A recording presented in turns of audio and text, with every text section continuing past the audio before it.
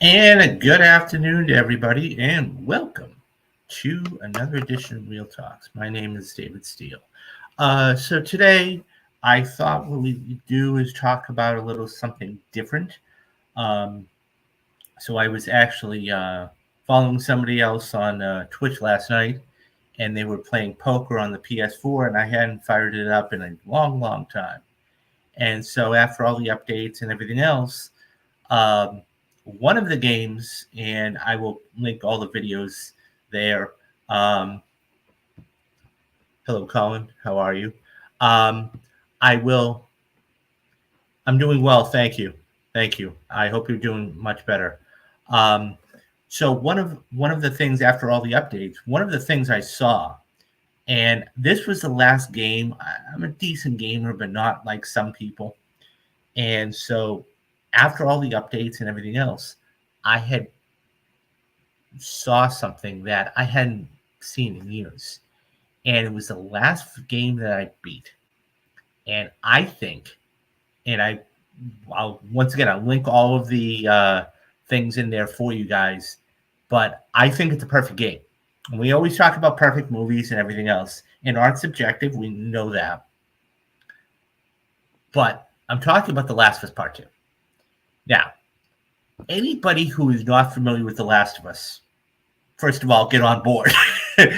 Second of all, it is in apps. The first game is one of those games. So Naughty Dog. Let me backtrack a little bit. So Naughty Dog is a triple A video game um, video game studio, and it was a very cool. I mean, they're known for Uncharted and some other games, and the story goes that what ended up happening was Naughty Dog was looking for their next big IP, if you will. And so Colin says here, I played it while you were on break. It was immaculate. Yeah, it was. It's a perfect game. Over 300 awards. So the story goes that Neil Druckmann was actually looking for a new IP at the time, and he had this idea. And this was a story-based game. And the first game was really, really, really solid. Um, so I'll briefly go through it for anybody who's not familiar with The Last of Us. It is a post-apocalyptic world, and it this that we have two main characters, protagonists. We have Joel and we have Ellie, and basically the whole story is that one of them has to. So they were trying to figure out if there's a cure for this virus. Ironically, this happened during the time of COVID. So what ended up happening was the game was incredible, very, very good. So you think, okay, well, how are they going to follow it up? I can't believe that we have a game that actually was better than the first. And it was that much better on so many different levels. So the reason I'm bringing this all up is, number one, the remaster is exactly, Colin. That's exactly what I'm going to talk about here in just a second. So the remaster, okay, is coming out on January 19th. Now, they remastered the first one for the PlayStation, okay, PS5, and now they're doing the second one. They were trying to do a lot of multiplayer. That didn't really work out. Okay. So everybody who's familiar with the game was all ecstatic when they said, we're going to do the Last of Us part, series. They're like, what? How? It's one of those things where you have to, because there had been so many different video game adaptations that it was one of those things where they're like, oh, okay. So when HBO Max said, we're going to do this and we're going to do this right. And by the way, Druckmann was on board with this. He said, okay, let's do it. Now, he ended up getting the writer of another HBO fantastic series entitled Chernobyl. So it's my generation, but anybody who's not familiar with Chernobyl, back in 1986, 1987, there was a meltdown of a nuclear power plant. And that series basically detailed how the warning signs and everything else. It was an incredible series. Okay, fast forward. Mason actually ended up co-writing this with Drunkman. So now we get the headlines. Who's going to play Ellie? Who's going to play Joel? And there had been a lot of speculation. So finally, what ends up happening is they cast Pedro Pascal and Bella Ramsey. Anybody who's watched the first, and by the way, guys, I'm going deep into spoilers for the first and the second game. So if you guys haven't played it, or if you haven't watched the series, I'm warning you right now, because the second season is going to be unbelievable. And so in the remastering, oh, I did not know that. That's pretty cool. That's very cool to know. I'll have to do that. So yeah, so I'm going deep into spoiler, guys. So at the end of the first game, okay, so Ellie essentially was the cure. Joel had to take her from point A on all the way to Utah, and basically to figure out if there was a cure. The little catch was that she had to get killed. Joel basically went through all of this trauma and everything else, and basically rescued her. So we move on to the second season and the second game. And if you're a filmmaker or you like film or anything else, you know, okay, what happens. And I'll get to that in a little bit. So the first part about this, I want to talk about the casting. Okay. So we've had, in the last 2 days, we've had 3. So in The Last of Us Part 2, there are 4 main people. Okay. We know 2 of them, in Joel and Ellie. Okay, but there are 3 other major characters in this: Jesse, Dina, and Abby. So what we're going to do is we're going to walk through the casting and see if it's, if the first season is any indication of the second season, they're spot on. So the first character I'm going to talk about, okay, is Jesse. Now, Jesse, okay, anybody who's watched the show Beef, okay, Beef is a very good show. Ended up winning a couple of Globes the other night. Okay. Young Mazino is going to play Jesse. Okay. And, one of the things when you talk about shows is how are they going to cast, right? This looks like a very good casting. Okay. I will say this, all of the different individuals they got do look like the character. I mean, you can just see here plainly that he really does look like Jesse. Okay. And so Jesse, in the grand scheme of things, is Dina's ex-boyfriend.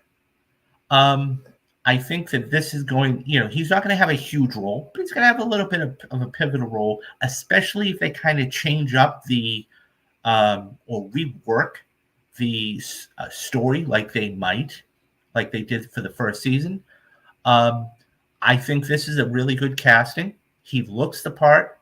He's an accomplished actor, and I think he can definitely get the job done. I can definitely think he's going to get the job done, but he is a supporting character. Let's call it what it is. He pops in and out. So yeah, I think Jesse is definitely a good, solid. This is a good, solid casting for. A good, solid casting for them for that. But that is a secondary character. We want to know who the protagonists are and the antagonists and everything else. So one of the other antagonists, and we just got this casting today, okay, is Isabella Merced, okay? And she is going to be playing Dina. Now, I like it. I've not really seen a lot of her work, but once again, all accomplished actors. So I have no doubt that the casting is top notch. I mean, this is world class stuff, when they're talking about this. So she is she's going to be cast as Dina, and so according to so this is part of a statement by Mason and Drugman. Dina is warm, wild, funny, morale, dangerous, and instantly lovable, and she is. You can search for her. You can search forever for an actor who effortlessly embodies all of these things, or you can find Isabella Moran right away. We couldn't be prouder to have her join the family. So she's known for one of the Transformers and Sicario. Um, so she's going to be joining a couple of other additions and everything else. So I think that this is, once again, a good, solid casting. Now, when you look at her compared to what she was in the game, now everybody's going to say, oh, that doesn't look like her. You don't have to look exactly like her. Now, there is another, there, excuse me, there is somebody else. Okay. I don't know if she would have been interested in it. I think, but you could have gotten the face model. I think, I think you could have gotten the face model for the show. I think that would, when we talk about authenticity, if you want to really, really, really push authenticity, I think that, look, I think that would have been a stellar choice. Now, obviously, she might have been doing other things, or she might not have been interested. I think that, however, in itself, could have really done something. So, but I think Dina's, once again, she's got a more of a pivotal role. She is basically Ellie's right hand girl. Okay, that's her girl, and so I think that would have been a good, solid choice as well. So, but, and I'm putting these up here because I mean, it's one of those things where I think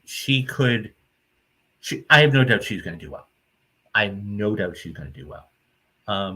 The expectations are through the roof, though.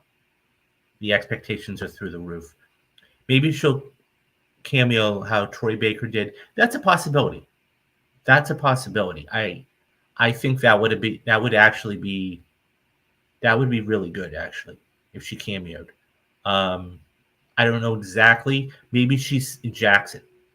I mean, that is definitely a possibility of something happening there.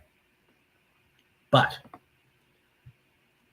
the big one, and this is the one that everybody is going to be talking about.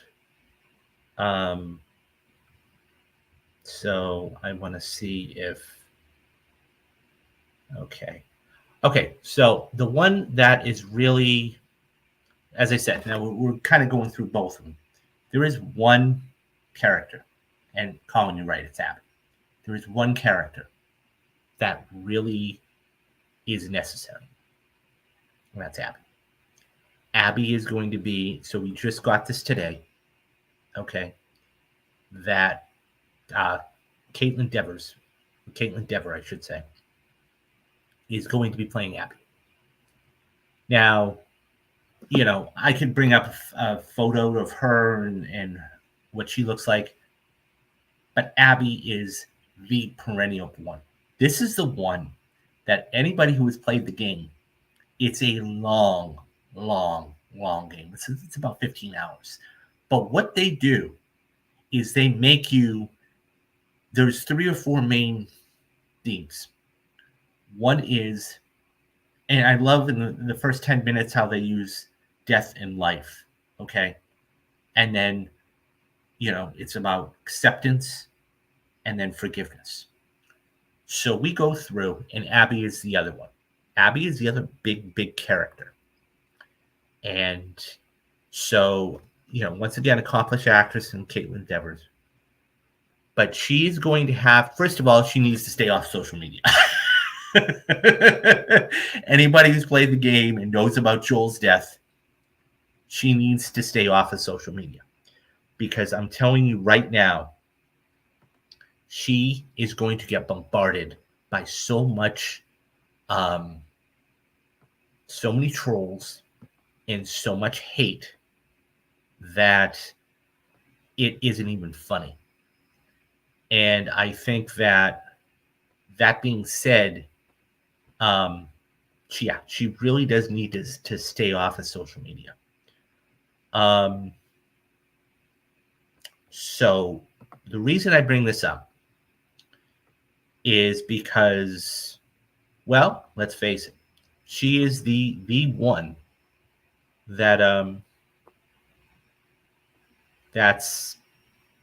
that basically is the antagonist here, and we have to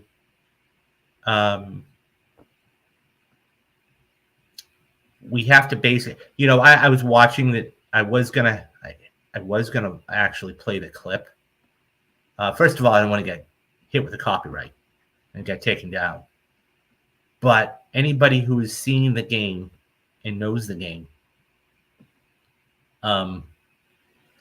is familiar. Joel dies. Okay. Joel dies. And that's the whole first. While it is, it's hard. I'm just going to say this. Joel's death is hard to watch. I mean, even I, trying to find the clip, I had to turn away. I really did. Because what she ends up doing, first of all, she shoots him in the leg. Then she tells one of her compadres, her people, that it's a medical, put a tourniquet on him. I'm going to take my time. She clears the room out, okay? And the twist is, by the way, this is a fantastic twist. The twist is that Abby is the daughter of the doctor who's going to perform the surgery on Ellie. And Joel killed him. So when we see this, and we see the vengeance and the anger and the absolute unmitigated rage she has, it's violent. It's almost uncomfortable. It's almost, and pretty much is uncomfortable. And that is going to be the big loophole. What are they going to do? I mean, look, I have no doubt in my mind that Caitlin can play her. It's going to take, first of all, she's going to have to bulk up. But more importantly, she's going to have to she's going to have to develop a thick skin. There's no doubt about it. Right? And just how it was done and the reaction we see from Ellie and what happens. And this is where things are going to get really interesting. Because what do Craig Mazin and Neil Druckmann do? It's like the elephant in the room. You cannot. That scene will probably win an award. I don't know. It's gonna. I will say this. The one thing about HBO Max that they're afforded is they can be violent. They can be violent. So if they want to, they can go full bore. They can go full bore. And I think they're going to have to. You say, well, they need to mix it up and everything else. Look, if you're staying true to the game, you have to stay true to the game.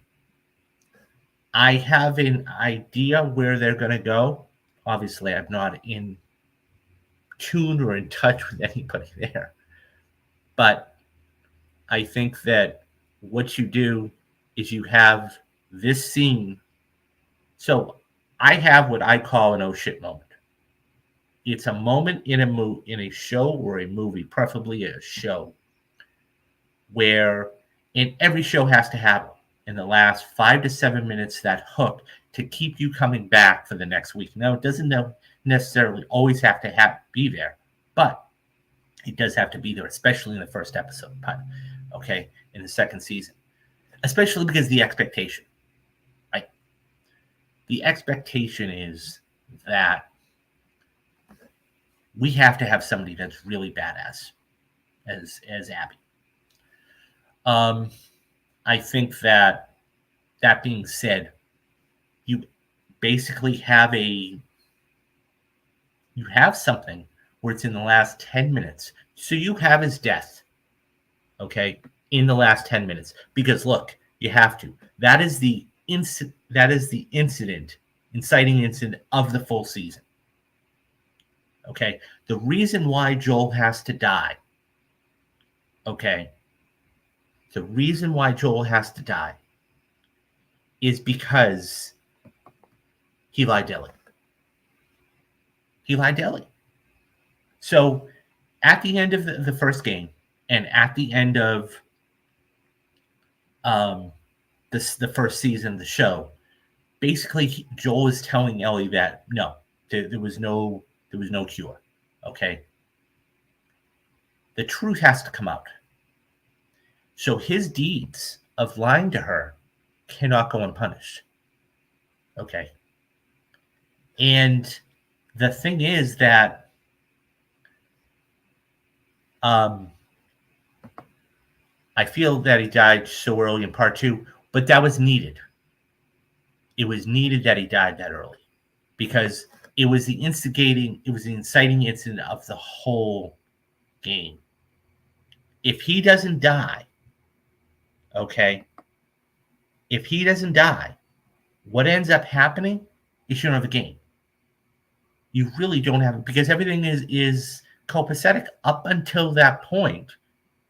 Okay, because we don't know who Abby and everybody are at that point.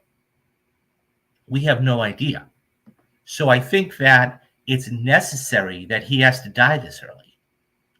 And when we see this, okay, that it's one of those things where this is what starts the whole thing.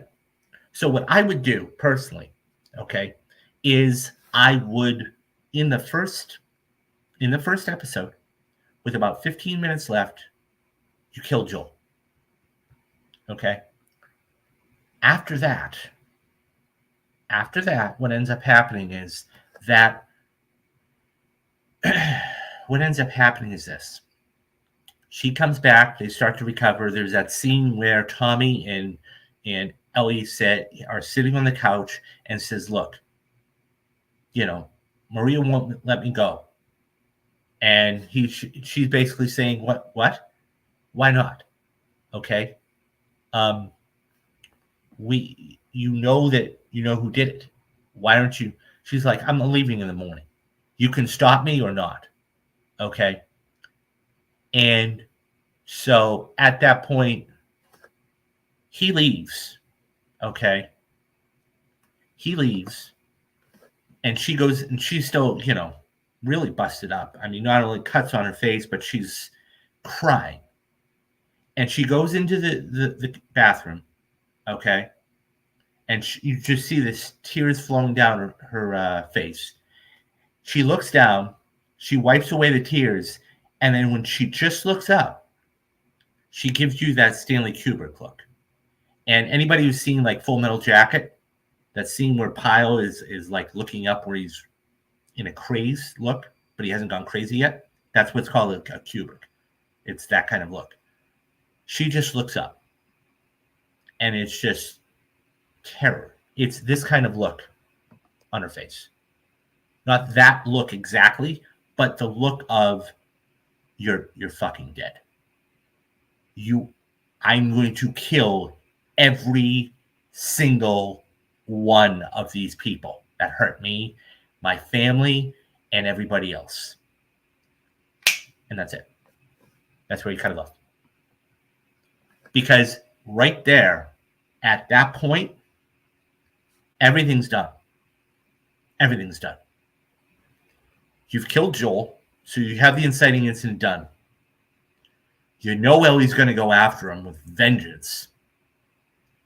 And Tommy and Maria are still trying to figure out, Tommy's doing his thing. But that's where you end it. And I think that is what they need to do.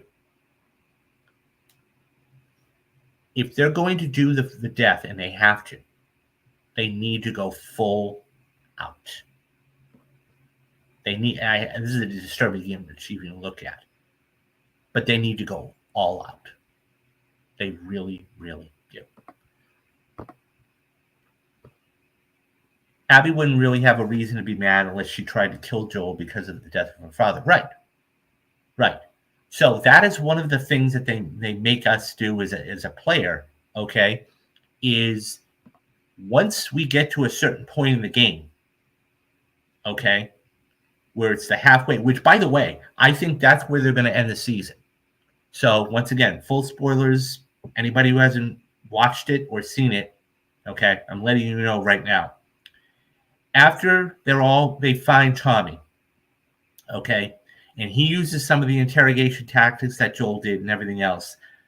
Jesse come in to help Dina, okay, and they find Joel and they find Tommy. At which point they're not hanging out, but they're hiding out in a theater. Dina is pregnant. Okay, Jesse doesn't know this. And what is going to end up happening is that this is where Abby's going to come in. And this is where Abby's going to come in, and at which point with Lev, and she's going to burst through and write the scene where she shoots Tommy dead, or what we think is dead. Okay? And Ellie says, look, it's me you want. You don't want any of them. And so that's where the season's going to end. And they've already confirmed, HBO and Craig and Neil have already confirmed this is going to be 2 seasons. This second game is going to be 2 seasons. That is the only place that you can logically leave the season at and still have it be worthwhile. And it's a cliffhanger, right? We don't know if Tom, and for anybody who hasn't played the game, or anything else, we don't know if Tommy's dead. We don't know if Jesse's dead. Well, we know that he dies, but we don't know he's dead at that point. So there's a lot of different things that really it will be interesting to see what transpires. That's a perfect way to end the episode. Yeah. And I think that's where you have to do it. Because once again, if you don't end it there, okay, if you don't end it with her looking up in the mirror with this vengeful look, where do you end it? Because we've already talked to Tommy. There's no real other place to end it, right? And we know what's going to happen moving forward. And I hope we get to see JJ. Yeah, I think we will. He's going to be, my guess is you're going to see JJ in the second part of, so he'll be in the second half of the season. So of the second part of the season. So once again, they're going to end it, I think, in the theater. Okay. And then what will end up happening is, Abby's going to shoot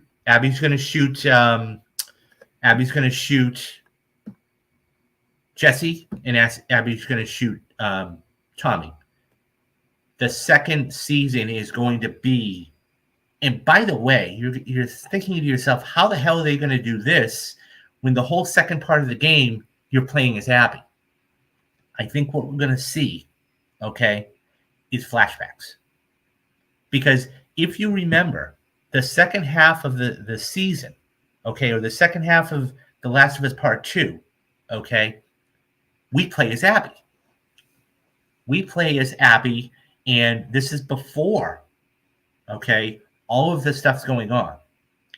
I think they're going to mix in a lot of flashbacks to where she's having fun with her father. This is before everything. And what's going to end up happening is we're going to go back and forth. Not too many times, but enough to really get it going. Because they can't just do one season as Ellie and one season as Abby. They can't. They just can't do that. But what they can do is they can put flashbacks in there. And they can really make the viewer, go, oh, wow. And that's what they want. Okay? That's what they want. They want you to care about, they want you to hate Abby. That's what they want. They want you to hate Abby because she killed your greatest, the main character. But they have to get you to care about her. Because if you don't care about Abby, you're out. You just turned it off. It doesn't make any sense. Do you think they will do like half of a season and take a break? Yes. So what they're going to do, they've already said, okay, they've already said what they're going to do is this part 2, okay, or season 2 is going to be or the part 2 of the game is going to be 2 seasons. So where, like I said, where they're going to end it is, I think, and by the way, guys, this is all speculation. I have no prior knowledge. I'm an avid gamer just like millions of other people out there. I think they're going to end it in the theater. That's the only viable place to end it. Okay? The death is going to be the inciting incident. You have to do it, and you have to do it right. Okay? And then it's what's really going to be interesting. Okay? What's really going to be interesting is how they handle, because you can get around Joel's death. You can kind of sort of tiptoe around that. You can't tiptoe around the rest of the stuff, because don't forget, guys, we have the WLF, we have the Cenophites, we have, Santa Barbara. Okay, we have her Ellie going, doing this. I mean, you have some deep, dark stuff in this. I'm talking about slaves. Okay, when Ellie's trying to find one of the houses. Remember the scene where she gets, strung up, and one of the guys they cut her down, and she's got this big stick sticking out of her stomach, and she pulls it out, and they're laughing at her, and she's laughing at one of the guys, and one of the clickers gets him, and then she ends up shooting the guy in the leg, and you get the machine gun, the submachine gun. There's some really dark, violent stuff in this. And then after that, it's no hold bars. After that, forget about it. You're seeing this kind of Ellie. So really, okay, in all honesty, there are 3 or 4 themes to this game. Number 1 is revenge. Okay, revenge because Ellie is actively upset, obviously, that she killed Joel, or that she, being Abby, killed Joel. Okay. She wants vengeance. She's going to go after Abby. She's going to go after every single person aligned with her, and she does. And you kill each and every person. Okay? And not just, some of these are very brutal deaths. Brutal deaths. And there's no way they could put this on, I wouldn't even be surprised if there was a viewer's discretion advisory on it. Then you have, like Nora's death, very brutal. Okay, it's almost reminiscent of Joel's death, right? Kind of, you know, counteracting it. Then you have, all of these other people around her. The second major, um, the second major theme of the game is acceptance. During the time that she is in Seattle,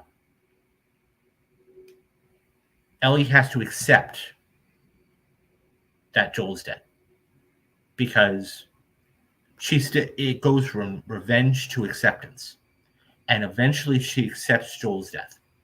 She doesn't like it, she doesn't want to, but she does. Okay, and the third main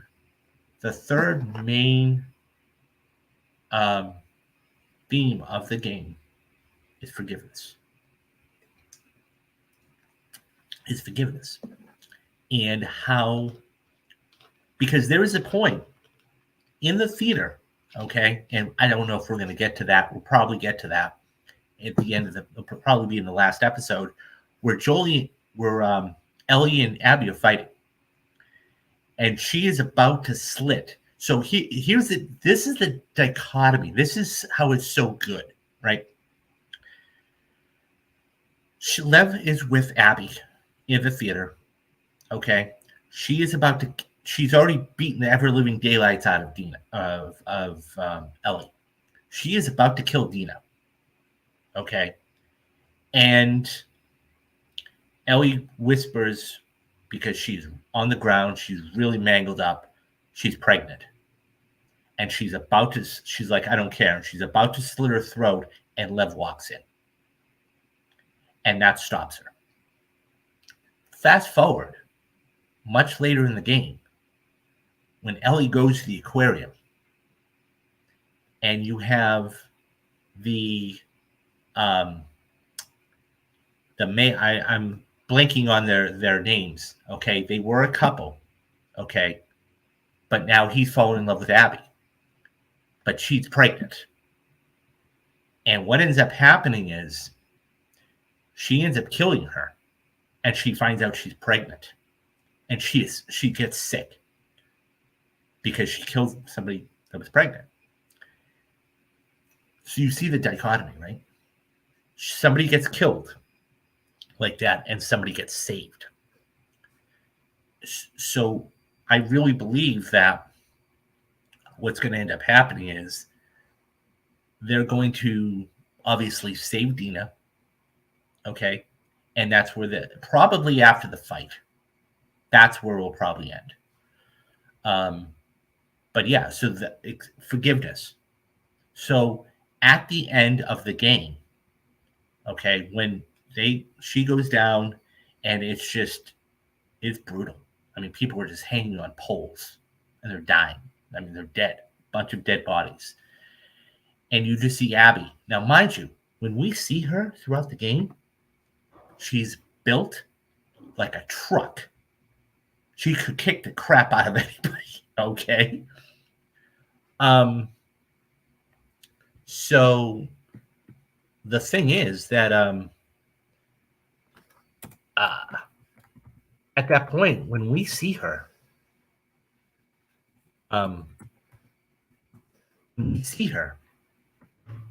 okay,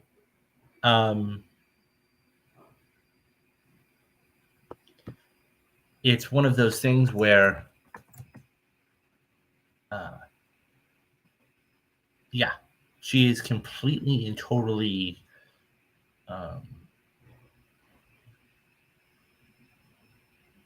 she's completely and totally, what's the word I want to use?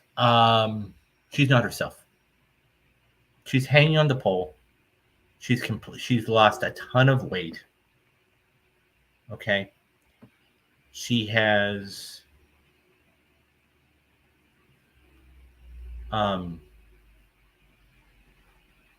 she's lost a ton of weight, and she is, and they have this huge fight. And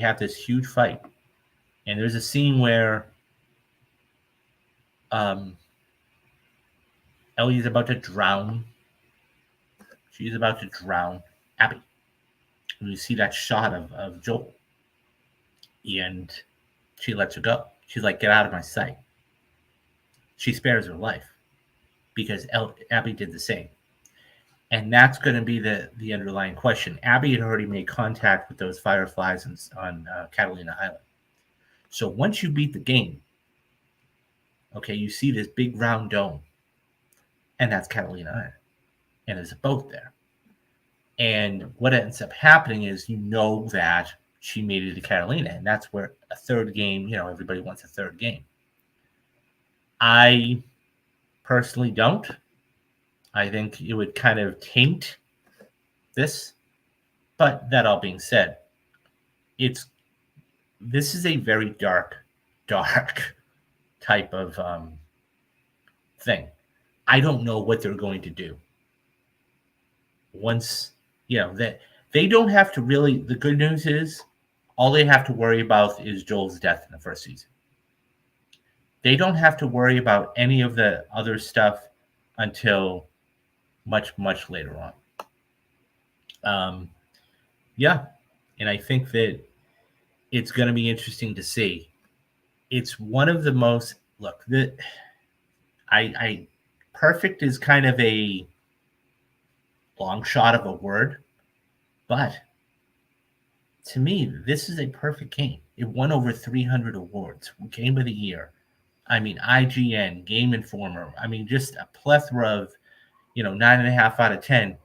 The writing of this game was just incredible. It makes me want to go back and play it again because it's just so. I mean, the whole astronaut scene, the flashback with Ellie and Joel, when they're sitting, she's going, she's like 14 at the time or 15, and they're walking through the woods. Joel pushes her in the water, and then Ellie pushes him in the water, and then so they're walking and they go to the museum. I mean, tell me if you haven't played this game. Tell me you didn't, shed a tear for that. I mean, but you see that too with the juxtaposition of Abby and her father. So good. This is why I really believe Naughty Dog cannot make a third game because the expectation is so high. The expectation is so high.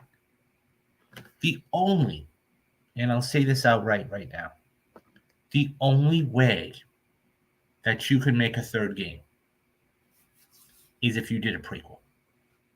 A prequel of Joel and Tommy and the Fireflies. And where you end it is where we see Marlene and say, listen, I have this package that needs to get transported. That's where we end the game. But we see Joel and everybody else in just the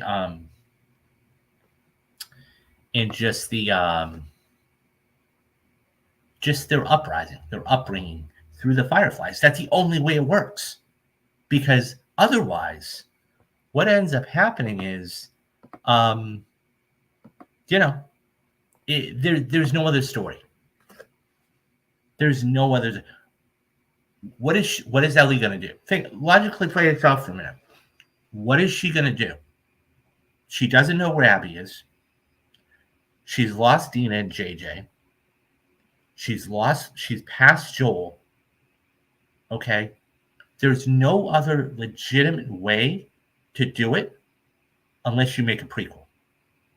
That's it. And I think that's the only person. Think about this too. We've played as pretty much everybody. We play as Abby. We play as Ellie. We even play as Dina in this second game. But we haven't played as Joel. Think about it. We play as Joel in the first game. True. Okay, that's true. We play as Joel, but we don't, there's a difference between Joel and the Fireflies, as he's coming up, and then having to protect somebody. And that's the beautiful thing about it too, okay, is that scene. That is, when you talk about The Last of Us itself, okay, The Last of Us has one pivotal scene, And this is what, Bella and Pedro said they were up nights thinking about the scene, because if you're a gamer, that's the scene, right? And they're in Ellie runs away, and Joel finds her and says, "Come on, let's go. Like, you wanted to get rid of me." And he's like, "I've lost people too." What? I've lost people too. She told me about your daughter. Don't you even go there. You have no idea what loss is. And basically, Ellie says, "Listen, I've lost people too. Okay? Every single person around me has died, or they wanted to leave, except for you. Okay? So if you want to leave right now, take off. Okay? But don't just pretend that, that's like the scene in the truck in the television series." And she's like, "I'm not family?" You're like, "No, you're cargo." So you start, when he loses his daughter, that's the inciting incident of the first game.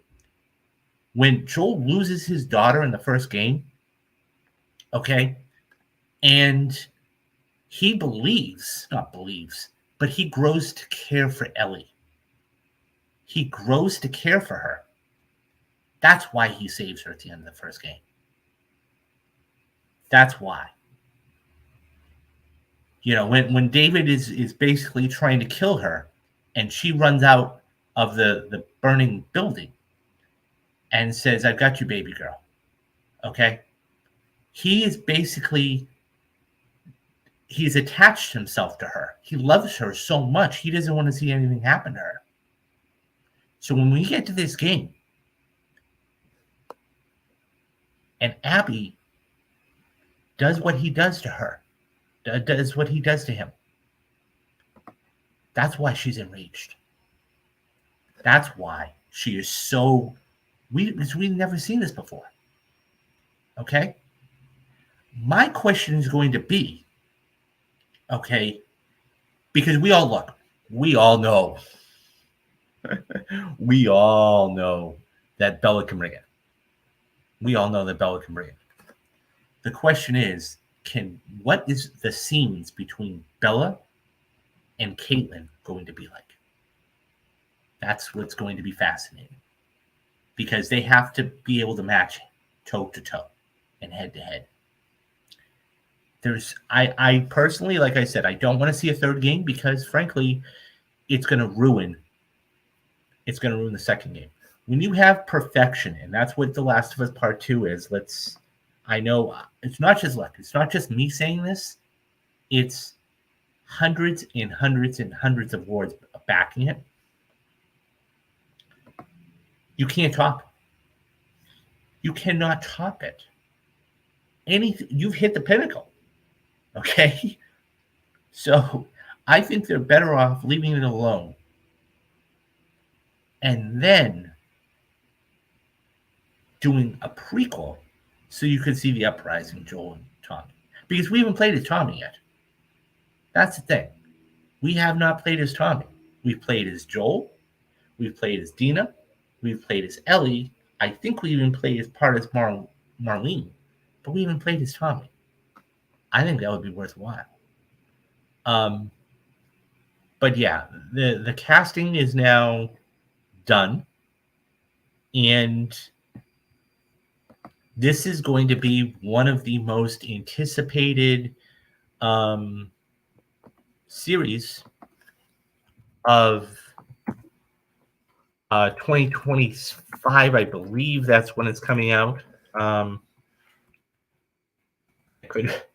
Excuse me, I could be wrong. I think it is. I could be wrong. But even, so, even no matter when it comes out, let's put it this way, no matter when it comes out, okay, if it comes out in 2025, great. If it comes out in 2026, everybody will be looking forward to it. My guess is they're going to want to try and come out in 2025. because if they come out in 2025, that means they're going to have, you know, it's going to take at least from the time these scripts are written to the time they're filmed to the time post happens, you're talking about 18 months. So let's say 2025, okay? And I don't know.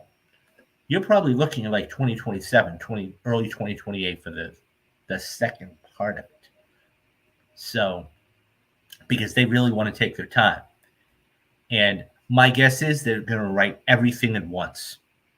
Okay, once they start filming, okay, Craig and Neil are going to go back and write the whole second half while they're filming it. Then they'll go to post, and then they'll probably start filming the second half. That way, by the time the first one comes out, the second one will be in post. But yeah, it's one of those things where I think that this is, this is the perfect amount too. 3 seasons, perfect. I don't want to see them make a third game.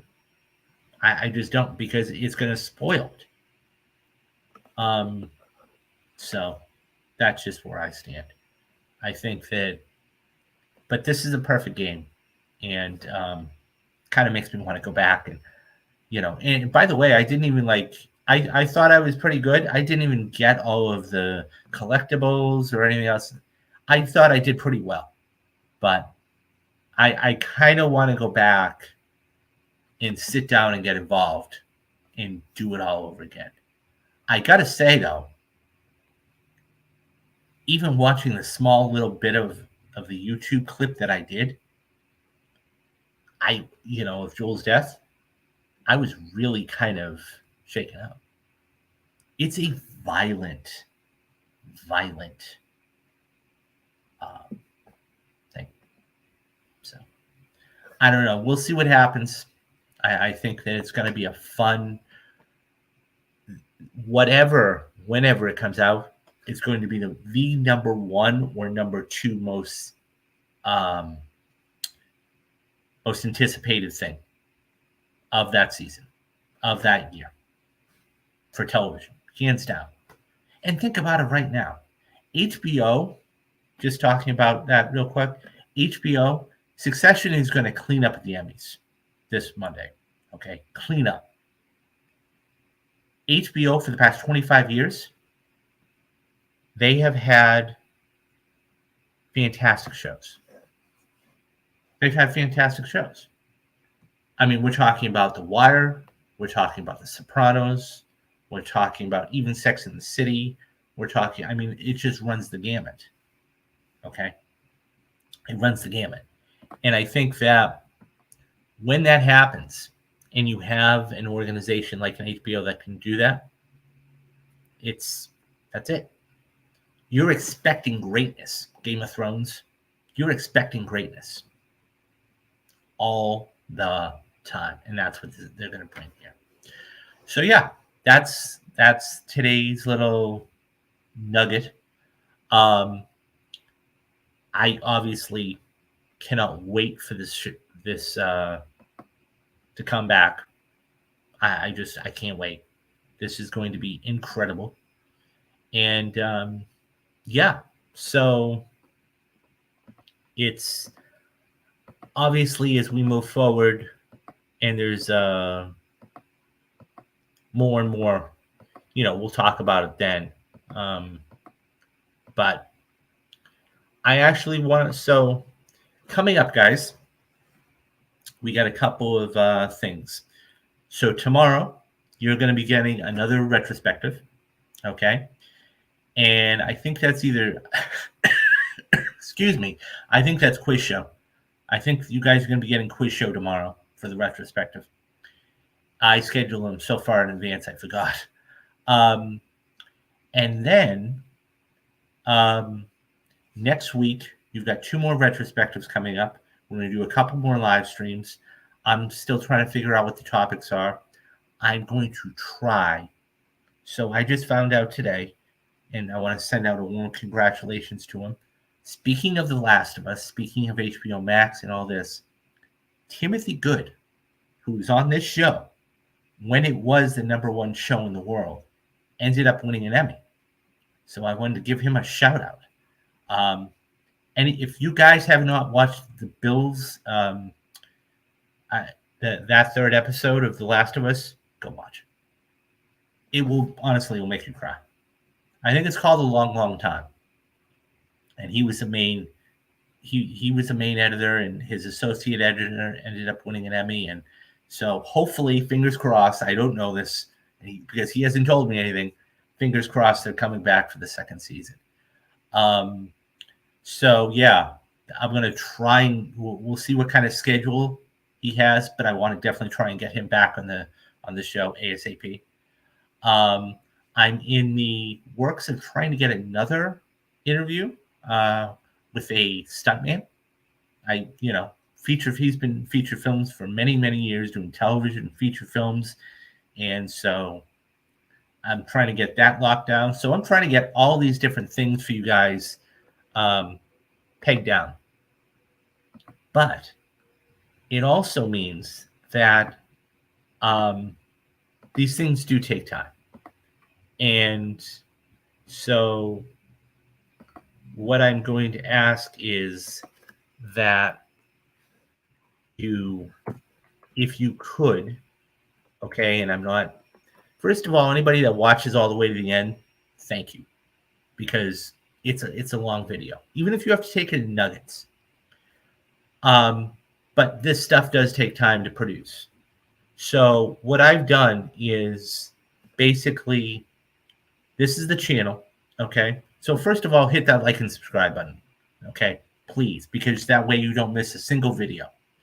Moreover than that, right now, I think YouTube is still offering this. I could be wrong. So if you join the channel, it is absolutely free. But I have made them absolutely as cheap as I possibly can. The first one is $2.99 a month. Okay, that's a cup of coffee somewhere. The second one is $5.99 a month. Okay, and the director is $10 a month. Now, $10 a month is not a lot of money. That's 2 gallons of gas. You can't even get Netflix for $10 a month, and you're going to be getting all this content, great interviews, retrospectives. I've got another series that I'm trying to put together, okay, called Anatomy of a Movie. We've got the Perfect Movie series on the channel. You can't get all of this stuff for $10 a month, guys, okay? But if you do it, what you'll be doing is helping me out.